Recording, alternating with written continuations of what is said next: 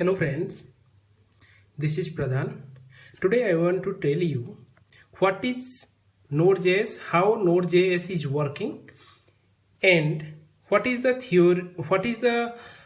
thread in Node.js, and thread and process how Node.js deals with, and Node.js event loop, what is event loop, how it is working. तो ये सभी मैं आपको हिंदी में बताऊंगा। तो देखेंगे Node.js कैसे काम करता है। फर्स्ट देखेंगे Node.js एक सर्वर टेक्नोलॉजी है। Node.js क्या है? Server technology. सर्वर टेक्नोलॉजी, ये टेक्नोलॉजी लेके हम लोग सर्वर प्रोग्रामिंग लिख सकते हैं। कोई भी सर्वर हम लिख सकते हैं। A file suppose static server, static data HTML page को हम सर्व करना चाहते हैं तब भी लिख सकते हैं, और डायनेमिक कंटेंट अगर सेंड करना चाहते हैं तो भी लिख सकते हैं, और हम लोग अगर डाटाबेस ऑपरेशन करना चाहते हैं तब भी हम Node.js सर्वर यूज करके कर सकते हैं। तो क्या क्या कर सकते हैं? HTML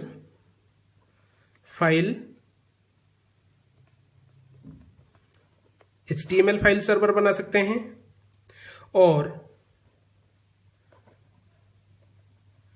डायनेमिक वेब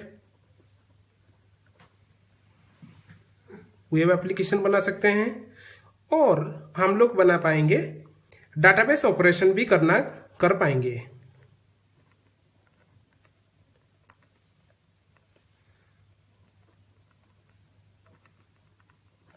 हम लोग डाटाबेस ऑपरेशन भी कर सकते हैं। और मोस्ट इंपोर्टेंट थिंग ये है कि मोबाइल ऑपरेटिंग सिस्टम के लिए मोबाइल एप्लीकेशन हम बनाते हैं, और मोबाइल एप्लीकेशन एपीआई के थ्रू काम करता है, वेब एपीआई के थ्रू। मतलब सर्वर एक जगह में रहेगा और मोबाइल एप्लीकेशन अलग क्लाइंट रहेंगे। मोबाइल एप्लीकेशन भी सर्वर को कनेक्ट करेंगे यूजिंग सम URL और एपीआई, वेब एपीआई। तो मोबाइल एप्लीकेशन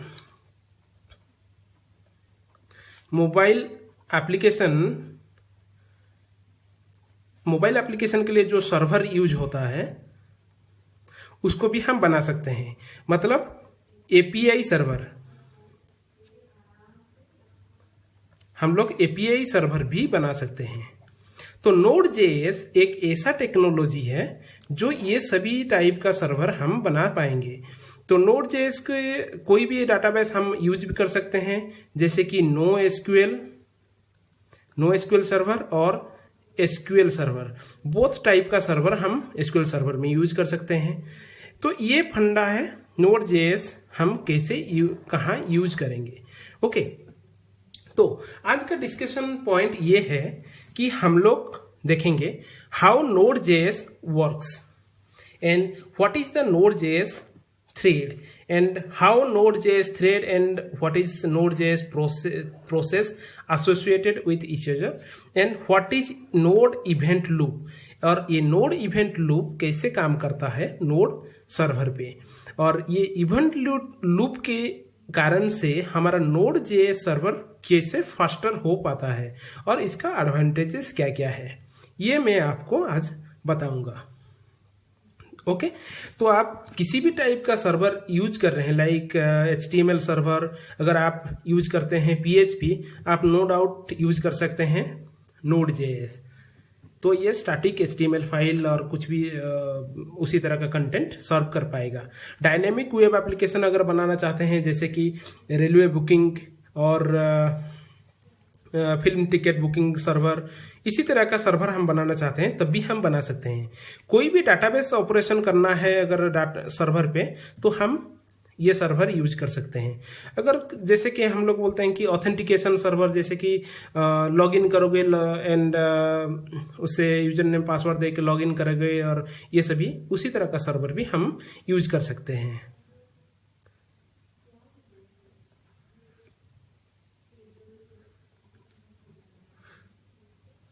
ऑथेंटिकेशन सर्वर भी हम क्रिएट कर सकते हैं Node.js के थ्रू। और बहुत सारे सर्वर है हम लोग कर सकते हैं, जैसे कि क्रॉनजब सर्वर, और डिफरेंट अलग अलग यूटिलिटी सर्वर भी हम बना सकते हैं, यूटिलिटी टाइप ऑफ एप्लीकेशन भी बना सकते हैं। वो डिफरेंट टॉपिक है, तो मैं नोड जेएस कहाँ कहाँ पे यूज करेंगे, कैसे यूज करेंगे, उसी के ट्यूटोरियल में बताऊंगा कि कैसे नोड जेएस सर्वर यूज करेंगे। तो बेसिक फंडा आज नोड जेएस में हम देखेंगे। हम बेसिक नोड जेएस में देखेंगे कैसे नोड जेएस वर्क करता है। ओके, चलो देखते हैं नोड जेएस सर्वर कैसे वर्क करता है। ओके, सपोज ये देखिए आपका क्लाइंट है, क्लाइंट मशीन, ये सर्वर मशीन है। क्लाइंट मशीन मीन्स एक मे बी एक डेस्कटॉप हो सकता है, डेस्कटॉप हो सकता है, लैपटॉप हो सकता है और मोबाइल डिवाइस हो सकता है। ये सर्वर तो आप जानते हैं कोई भी एक मशीन है जिसमें कि नोड जेएस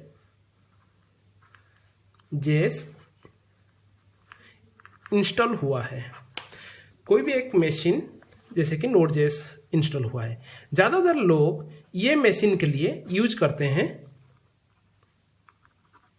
उबुंटू सर्वर।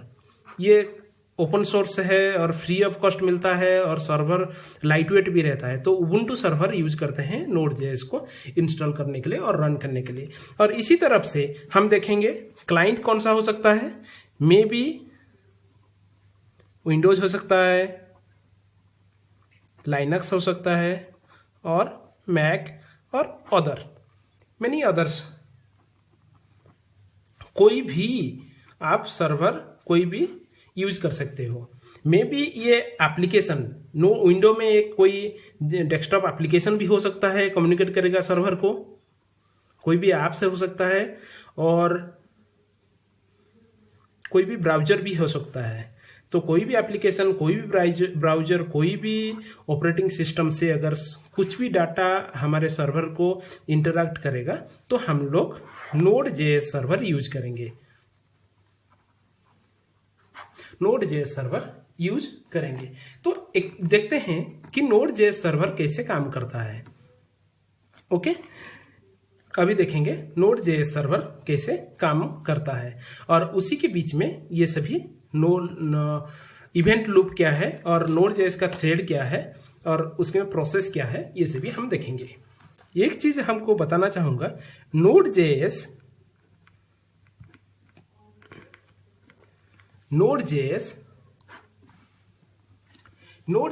एक single process, single thread server technology. Okay, Node JS है single process, single thread and server technology है। तो single thread, single process, okay, Node JS को हम सिंगल थ्रेड में, सिंगल प्रोसेस में कैसे multiple इतने थाउजेंड्स ऑफ रिक्वेस्ट कैसे ही हैंडल करेंगे। नोड जेएस के अंदर कैसा टेक्नोलॉजी यूज हुआ है जो इस तरह के single process and single thread के कॉन्सेप्ट को लेके ही वो एफिशिएंट हुआ है और इसमें जितना हम लोग आउटपुट चाहते हैं, जितने स्पीड में सर्वर हमारा रिस्पॉन्स दे, ये सभी दे पाता है। ओके, नोड जेएस में एक बहुत ही अच्छा कॉन्सेप्ट यूज हुआ है, वो है इवेंट लूप। नोड जेएस में कोई भी रिक्वेस्ट कोई भी क्लाइंट से आता है तो एक इवेंट जनरेट होता है। इवेंट मतलब कि एक टास्क जनरेट होता है। एक टास्क जनरेट हुआ मतलब एक रिक्वेस्ट आया, मुझे रेस्पॉन्स देना है, इतना जनरेट होता है और इसी को प्रोसेस करता है, इवेंट लूप के थ्रू प्रोसेस करता है। तो इवेंट लूप आर्किटेक्चर क्या है और इवेंट लूप कैसे काम करता है मैं आपको अभी बताऊंगा। ओके, नोड जेएस में कोई भी यहीं पे क्लाइंट है, कोई भी क्लाइंट अगर रिक्वेस्ट फर्स्ट टाइम भेजता है सर्वर को, सपोज ये क्लाइंट्स है, ये रिक्वेस्ट भेज रहा है, मल्टीपल रिक्वेस्ट, और ये क्लाइंट 2 है, ये भी सेंड करता है मल्टीपल रिक्वेस्ट, क्लाइंट 3 है, ये भी सेंड करता है।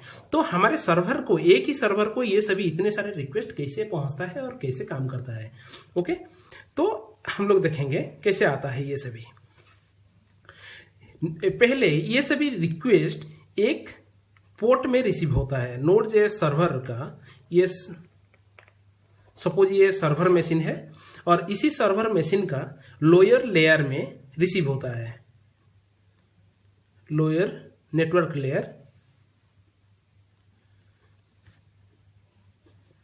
लेयर में आपको ये लोअर नेटवर्क लेयर क्या है और कैसे हम लोग को इवेंट लूप तक पहुंचता है, ये सभी रिक्वेस्ट मैं आपको डिफरेंट वीडियो में बताऊंगा। Node.js इंटरनल्स वीडियो में आपको बताऊंगा। ये लोअर लेयर्स में सभी हमारा लैन पोर्ट के थ्रू जितना भी रिक्वेस्ट आया वो सभी हमको लोअर लेयर्स में, नेटवर्क लेयर्स में रिसीव होता है। हम लोग सर्वर स्टार्ट किए हैं सपोज 80 नंबर पोर्ट में, और कोई 3000 में स्टार्ट करते हैं और कोई 8080 पोर्ट में स्टार्ट करते हैं। कोई भी पोर्ट में हमने रिसीव किया तो ये सभी उसी पोर्ट में जाके फॉल डाउन होते हैं और उसी से हम लोग नोड का लोअर लेयर, जो ऑपरेटिंग सिस्टम का लोअर लेयर हमारे एप्लीकेशन को दे देता है, हमारे Node.js सर्वर को। तो ये क्या करते हैं, जितने सारे रिक्वेस्ट आया ये सभी रिक्वेस्ट को हमारे लोअर नेटवर्क लेयर एक इवेंट बना देते हैं। इवेंट बना के सभी को एक एक इवेंट, सभी जितने सारे रिक्वेस्ट आया सभी को एक एक इवेंट दे के हमारे नोड एप्लीकेशन को दे देते हैं। सो यही पे हमारा नोड एप्लीकेशन रखा हुआ है। और इतने सारे रिक्वेस्ट को कैसे नोड एप्लीकेशन हैंडल करता है मैं आपको अभी बताऊंगा। ओके, यही पे क्लाइंट से बहुत सारे रिक्वेस्ट हमारे सर्वर को आया। तो क्या करता है हमारा सर्वर फर्स्ट जितने सारे रिक्वेस्ट हमारे सर्वर को पहुंचा वो सभी को एक क्यू में डाल देता है।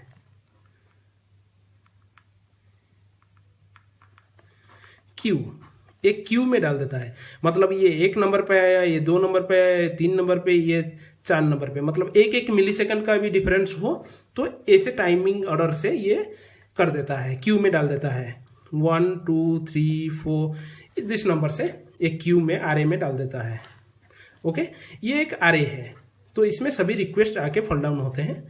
और ये क्या करता है, क्यू से इवेंट लूप, नोड सिस्टम में एक इवेंट लूप है, इवेंट लूप प्रोग्राम मतलब एक ऐसे सर्कुलर रनिंग प्रोग्राम है। तो जैसे रन होता है कैसे ना, इस तरह से ये सर्कुलरली रन होता है। एक थ्रेड है, ट्रू व्हाइल थ्रेड है, कंटिन्यूसली नोड में ऐसे रन होता रहता है। ये है हमारा इवेंट लूप जो कि इसी तरह से रन करता रहता है, ऑलवेज रन करता रहता है। ओके, एक ट्रू व्हाइल लूप। जो ये क्यू क्या करेगा, फर्स्ट रिक्वेस्ट को उठा के सीधा डालेगा इस क्यू में, इस क्यू से उठा के हमारा Node.js का इवेंट लूप में डालेगा। ओके, और ये इवेंट लूप क्या करेगा, उसको प्रोसेस करेगा, जितना भी प्रोसेस करेगा। जब प्रोसेस कंप्लीट हो गया ये क्या करेगा, क्लाइंट को इवेंट लूप हमारे उसके नेटवर्क लेयर, नीचे वाला नेटवर्क लेयर को बोलेगा कि इसी को तू सेंड कर। तो इससे फिर से क्या करेगा, ऐसे जाएगा और यहीं से रिक्वेस्ट जाके क्लाइंट को पहुंच जाएगा। ऐसे है उसका आर्किटेक्चर। ओके, मतलब ये सिंगल थ्रेड Node.js जब स्टार्ट करते हैं, Node.js स्टार्ट हुआ, एक मेन थ्रेड स्टार्ट होता है, और उसी थ्रेड में ये स्टार्ट हो जाता है, एक लूप स्टार्ट हो जाता है। जैसे कि हम लोग जावा अगर पढ़े होंगे तो जाने होंगे कैसे स्टार्ट करते हैं थ्रेड, जस्ट न्यू थ्रेड, उसके अंदर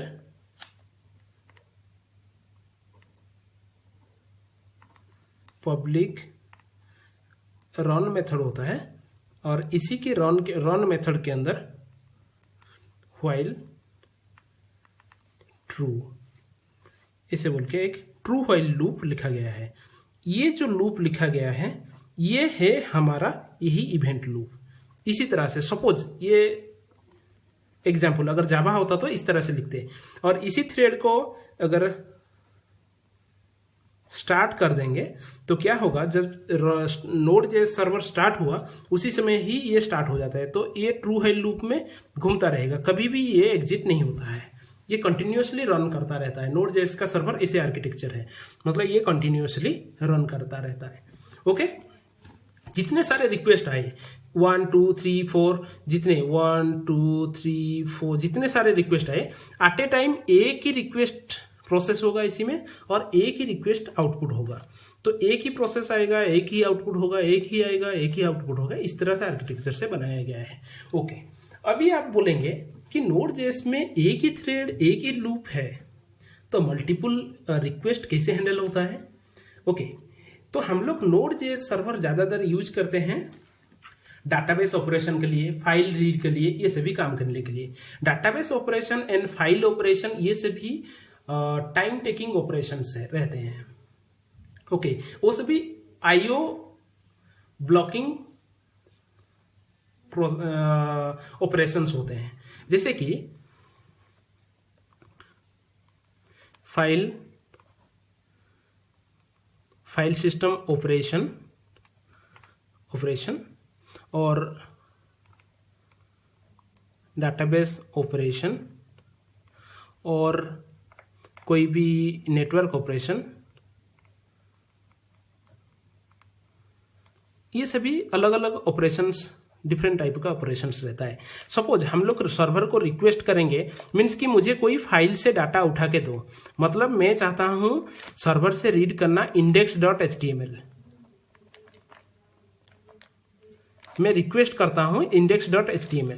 तो ये प्रोसेस को आएगा मुझे रिक्वेस्ट चाहिए index.html।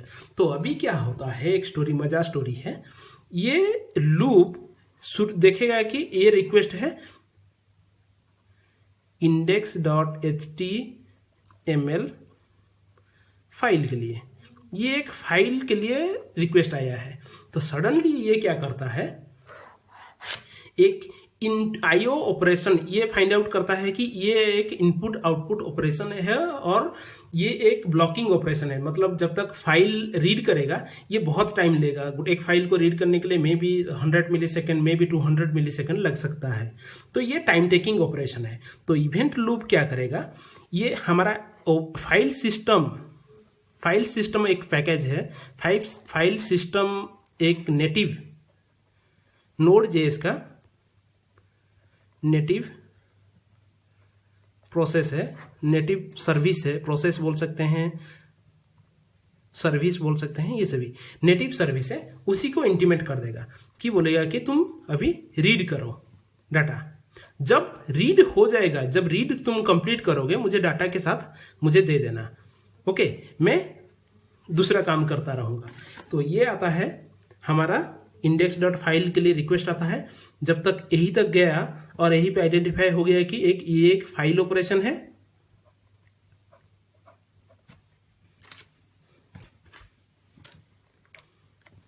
सॉरी,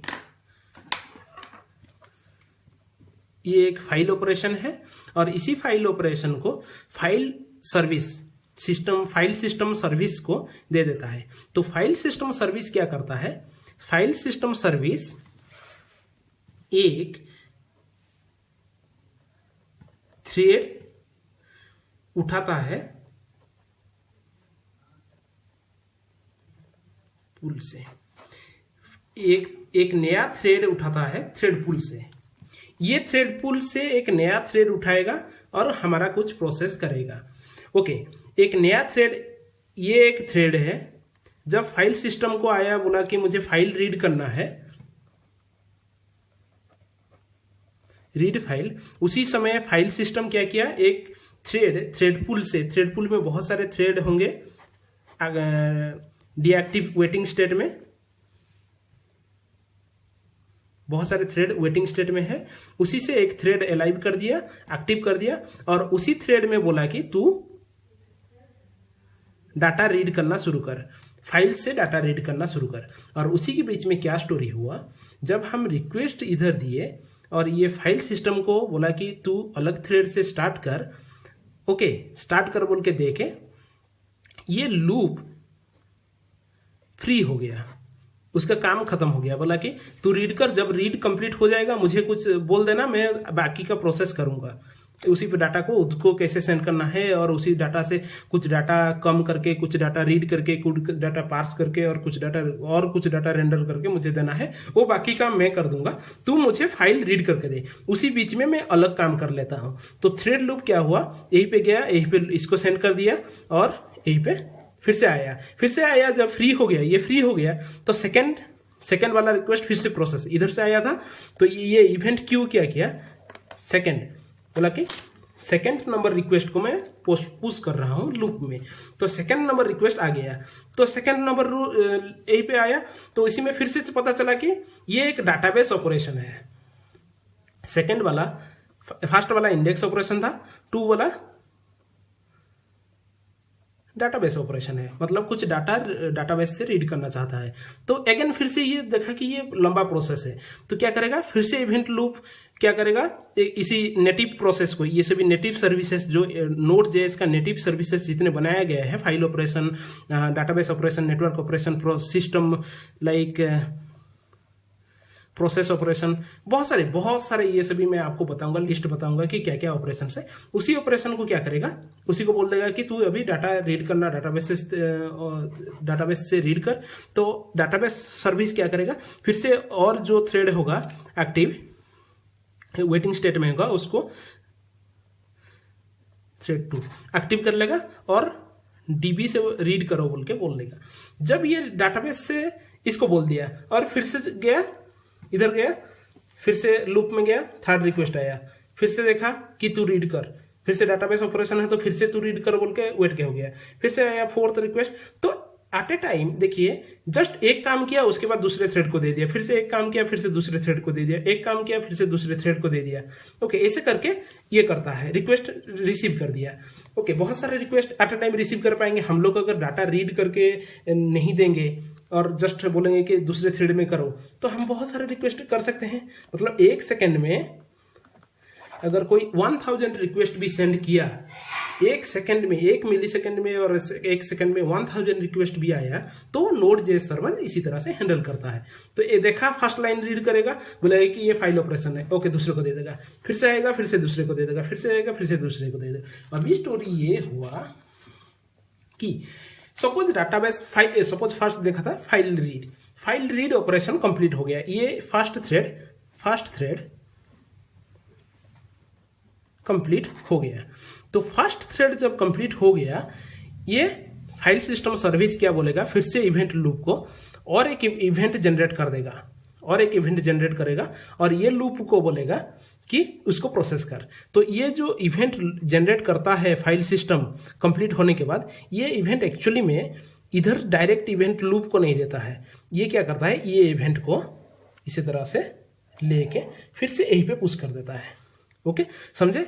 जब ऑपरेशन कंप्लीट हो गया, थर्ड पार्टी थ्रेड से, नेटिव थ्रेड से, थ्रेड पूल से थ्रेड उठा के हमारा नेटिव सर्विसेज जब काम कंप्लीट कर दिए, ये थ्रेड कंप्लीट कर दिया, ये डायरेक्टली यही जो एक ही क्यू है उसी में डाल देगा, बोलेगा कि मेरे पास और एक रिक्वेस्ट है, और एक टास्क है, और एक इवेंट है, इवेंट और टास्क, और एक टास्क है, उसको कंप्लीट करना है तुम्हें। तो फिर से इवेंट क्यू को दे देगा, और इवेंट क्यू क्या करेगा, फिर से उसी तरह का ये क्यू में डाल के फिर से इसको प्रोसेस कर देगा। ओके, जब प्रोसेस करेगा, उसी में ये रिक्वेस्ट में ऑलरेडी डाटा है, डाटा जो रीड किया हुआ है, बाइट्स डाटा, बाइनरी डाटा,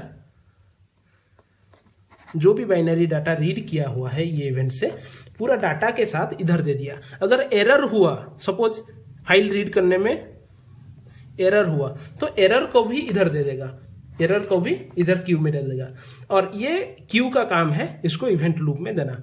तो ये क्यू क्या करेगा, फिर से इवेंट लूप को दे देगा, और इसके पास ऑलरेडी डाटा रीड हो गया है, तो डाटा रीड हो गया है प्रॉपर देखेगा, फिर से आके रीड तो हो गया है, इसको दे देगा, बोला क्लाइंट को दे दे, सर्व कर दे। देखिए अभी क्या हुआ कि हमारा जो नेटिव थ्रेड है वो अलग रहा और मेन लूप जो है वो अलग रहा। ये मेन लूप से सभी डाटा प्रोसेस होता है और हम इसी को जाता है, तो इसको इवेंट लूप बोलते हैं और ये बहुत ही एफिशिएंट भी है। आपको एग्जांपल देके देखा कि कैसे thousands of request at a time receive हो गया, किसी थ्रेड को ये ब्लॉक भी नहीं किया और सभी को प्रोसेस कर दिया और जाके फिर से दूसरे रिक्वेस्ट और सभी चीज इसे इवेंट के थ्रू होता है। नोड जेएस में कुछ भी ऑपरेशन बोलो, कुछ भी बोलो, ये सभी इवेंट के थ्रू होता है। ओके, जो ये चीज क्या है, ये चीज जो दिया, देखिए हम नोड जेएस का कोड कभी भी देखेंगे, ये सभी कॉलबैक्स होते हैं। कोई भी कॉलबैक फंक्शन किसी भी नोड जेएस का मेथड्स में यूज किया गया है, कोई भी कॉलबैक फंक्शन इसी प्रोसेस में वो काम करता है। मतलब यहीं पे इवेंट लूप से जाता है, इवेंट लूप से दूसरे नेटिव सर्विस को जाता है और नेटिव सर्विस से जब काम कंप्लीट हो जाता है और एरर हो जाता है, वो कॉलबैक फंक्शन यहीं पे कॉल हो जाता है। इवेंट क्यू को चले आएगा और इवेंट क्यू से फिर से इवेंट लूप को चले जाएगा और प्रोसेस होके आउटपुट निकल जाएगा। ओके, तो नोड जेएस एक सिंगल थ्रेडेड सिस्टम हो के भी ये बहुत ही पावरफुल एंड बहुत ही एफिशिएंट है। ओके, ये single process and single thread. तो अभी मैंने बोला कि मल्टीपल थ्रेड है और सिंगल थ्रेड बोल रहा हूं, ये दोनों चीज कंफ्यूजन आपको लग रहा होगा कि यहीं पे मैंने सिंगल थ्रेड बोला और बोला कि यहीं पे बहुत सारे थ्रेड हैं और थ्रेड पूल है और उसी से लेके नेटिव प्रोसेसेस होता है। ओके, तो ये जो थ्रेड्स हैं, ये जो थ्रेड पूल में वेटिंग स्टेट में बहुत सारे थ्रेड हैं, ये सभी इंटरनल यूजर्स के लिए, ये यूजर को नहीं दिया गया है। सपोज मैं चाहता हूं कि मैं एक प्रोग्राम लिखूंगा और मैं ये थ्रेड में से कोई उठा के यूज करूंगा, थ्रेड पूल से थ्रेड उठा के, तो नहीं हो सकता है। मैं एक यूजर हूं, ये जो पार्ट है ये यूजर स्कोप से बाहर है। हमारा एप्लीकेशन इधर रन करता है और ये हमारा प्लेटफॉर्म है, यही से कोई भी हम थ्रेड हम लोग नहीं ले सकते हैं। हम लोग कोई भी थ्रेड को फॉर्क नहीं कर सकते हैं, कोई भी थ्रेड को नहीं यूज कर सकते, वो सभी इंटरनल यूजर्स के लिए रखा गया है। ओके, अगर हम ये थ्रेड को यूज करना शुरू कर देंगे तो क्या होगा कि हम लोग गलत थ्रेड्स का गलत यूजेस कर देंगे, कहीं पे थ्रेड स्टार्ट कर देंगे और वेट करते रहेंगे, फिर से दूसरे थ्रेड को स्टार्ट कर देंगे। तो इसी तरह से अगर यूजर करते रहे, अगर आप सोचेंगे कि ये जो सिस्टम डिफाइंड थ्रेड है उसी को अगर यूजर को दे दिया जाए और यूजर उसी को यूज करेगा और मल्टी थ्रेडिंग सिस्टम बनाएगा नोड जेएस एप्लीकेशन को, प्रॉब्लम ये होगा कि उसी में रेस कंडीशन क्रिएट हो जाएगा। अगर मल्टी थ्रेडिंग एप्लीकेशन में रेस कंडीशन क्रिएट हो गया, इसमें बहुत सारे प्रॉब्लम शुरू हो जाएंगे। उसको मेंटेन करना और एप्लीकेशन लिखना, ये से भी बहुत सारे प्रॉब्लम हो जाएंगे। मेमोरी इशू और सभी मेमोरी लीक, ये से भी प्रॉब्लम हो जाएगा। इसीलिए नोड जेएस एप्लीकेशन में सिंगल थ्रेडेड और इवेंट लूप बनाया गया है, उसी के थ्रू इसको एफिशिएंट बनाया गया है। और जो अलग नेटिव सर्विस का थ्रेड है उसी को यूजर को एक्सेस करने के लिए नहीं दिया गया है। ओके, तो आपको बताए कि नोड जेएस कैसे काम करता है, what is node JS thread and कौन सा थ्रेड, और ये प्रोसेस एक ही प्रोसेस में एक ही थ्रेड रन होता है और वो थ्रेड कैसे काम करता है, और सिस्टम प्रोसेस कैसे काम करता है और सिस्टम थ्रेड्स कैसे काम करता है उसी के बारे में बताया, और नोड जेएस कैसा है उसी के बारे में बताया। ओके, तो नेक्स्ट वीडियो में हम देखेंगे नोड जेएस इंटरनल्स। तो इंटरनल नोड जेएस में क्या क्या है और नोड जेएस इंटरनल्स में हम कैसे इवेंट हमारा रिक्वेस्ट हम तक कैसे पहुंचता है, हमारे एप्लीकेशन को कैसे पहुंचता है और कौन से थ्रू से आता है, और कैसे हमारा ये जो इवेंट लूप कौन से लोकेशन में क्रिएट हुआ है, इसके बारे में हम देखेंगे।